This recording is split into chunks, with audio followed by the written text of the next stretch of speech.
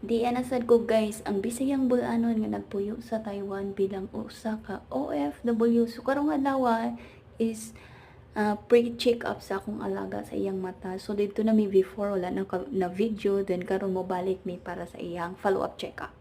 So by the way mo din niya mong agian pa doon kay mga tuman mig NTU Hospital, one of the public hospital diri sa Taiwan. So grabe ka traffic kay summer siguro gipang-initan mga tao, mostly nang gisakyanan na lang siya, pero this day is Wednesday, so karon pa na kong i-upload ay Thursday, ay no Tuesday di ay grabe gid siya kainit kay naa siya sa 34 ka degree ang ihang kainiton. So makita ninyo sa video nga dilaab gyud ang kainit, ingon ana gyud ang kainit diri sa Taiwan, ug moingon kag kainit na agid diri ang grabe kainit nga murag nakapamaak na bitaw sa tong panit, ingon na ang kainit.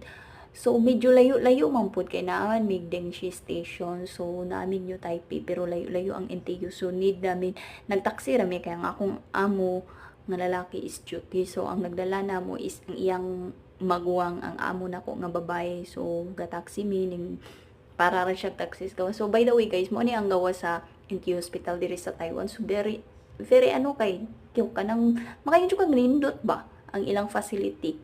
Din pag-abot na mo sa sulod, grabe kayong daghan kay tao, daghan kay migiwat. So ingon na ni ka smart na diri ang ilahang the way nga magpila ka, di na ka minhanglag maglista-lista. I-insert na to nilang health card dito sa machine, then ikaw na wato na lang dali ra ilang medical assistant diri, I mean kanang pag-process sa pag-medical nila, unlike sa tuwang sus maabtan pa kag siyam-siyam diri mga 1 hour 2 hours ra nimo muwat makauli na ka ingna ka dali ang kuan diri. So kani day siya is ambot unsa ni siya, wala ko kabalo, pero ang feeling mura siya usap Pinas pa, murag Malacañang, o di ba?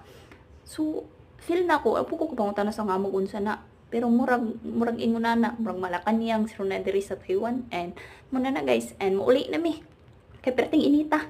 Thank you.